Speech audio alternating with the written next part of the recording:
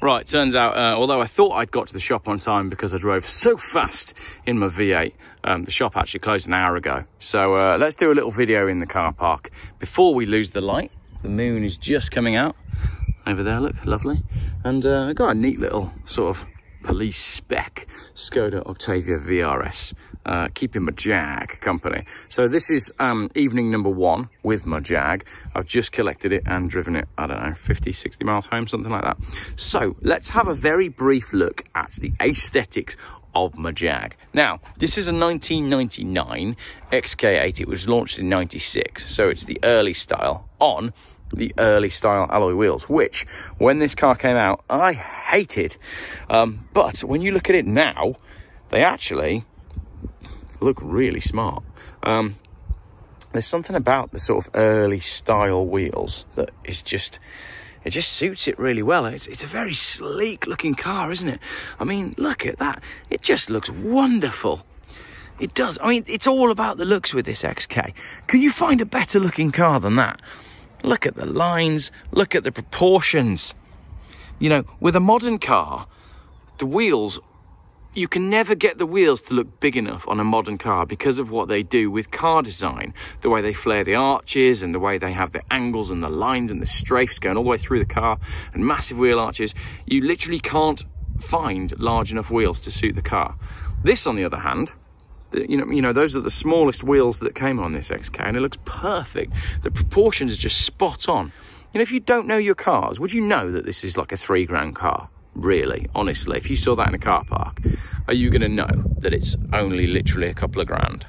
Right, we've got a Jaguar 4 litre on the bonnet and some dead flies because I have done some miles in this today. Again, like just simple at the front, isn't it?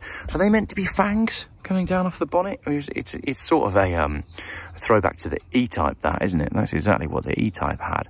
You know, that big gaping oval grille. And it's one of those cars that it takes cues from the past without overdoing it.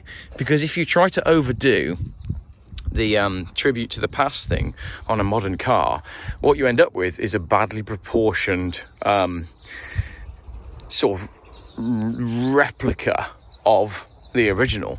But this isn't. It's a completely new design, but it does take those small little hints of, you know, E-Type design, and I absolutely love that. They did go their own way with this car, as opposed to it being a simulacra of something that's gone before, which is what car design tends to do today. It's got a couple of rust spots that need looking at. Obviously, it's a Geoff car, and I am very sorry to say it's only an Jaguar. So yeah, it's the Geoff buys cars Jaguar XK8. But just a fantastic looking vehicle. Twin exit exhaust pipes, and they're not ludicrously oversized either. Just lovely, lovely, lovely proportions. Let's have a little look at the interior, although all my stuff's in it from earlier on. There we have a MacBook, portable speaker, a pair of sunglasses, magnetic phone mount, and a rucksack. Some Volvo keys as well, but you get the idea. A lot of wood going on in here. And as I said, there will be a proper, there's a professional phone mount, magnetic phone mount with a phone balanced on a wallet. I am going to do a proper video on this car, a full review, but this is really just a sort of first look. Wooden steering wheel, which I love. Wooden gear knob, although the gear knob does seem to be a totally different colour to the rest of the car. The gear knob is more the colour of the lighter shades of wood, which is a bit odd. Headlining is sagging, which is a shame, but again, I've done a video on that before. Relatively easy to do. Oh, I'm losing battery, so better cut this one short. What else?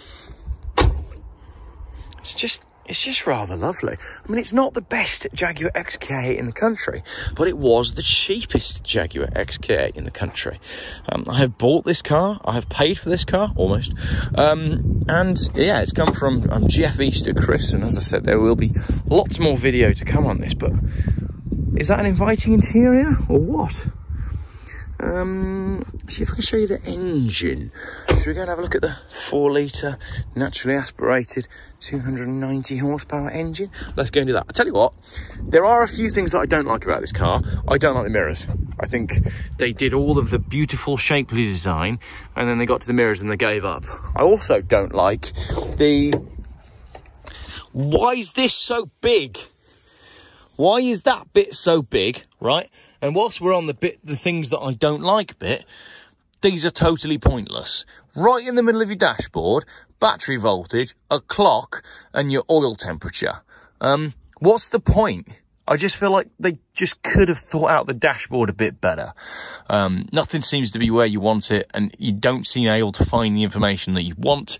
And I just found myself sat, because you sit quite low in this seat, and I did find myself thinking, why is this panel so large? I'd have done something with that. Anything, just put a badge on it, something, just to break up that piece of wood.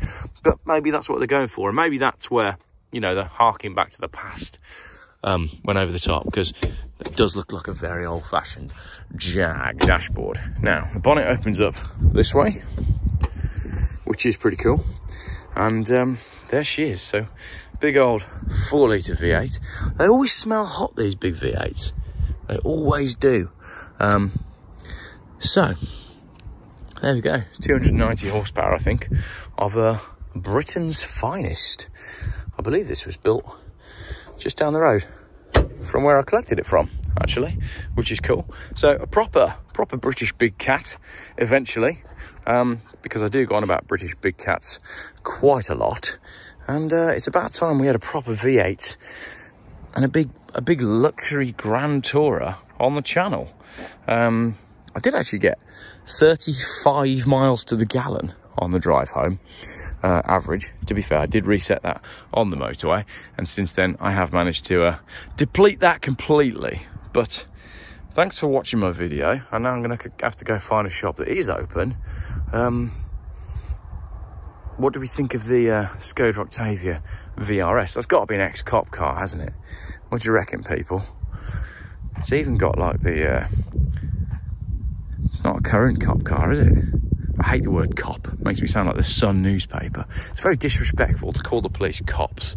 I believe that if you are a newspaper and you're referring to your national police people as cops, then you're creating an element of disrespect amongst your readers, in that you are belittling the level of polices to less than what they perhaps should be. But politics aside, here's my Jag.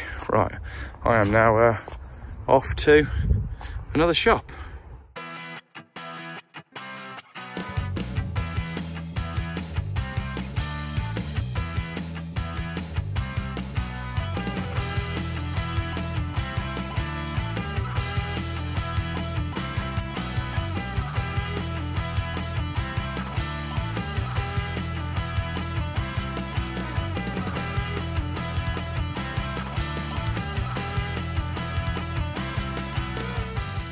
Geoff buys cars. Still YouTube's most boring car channel.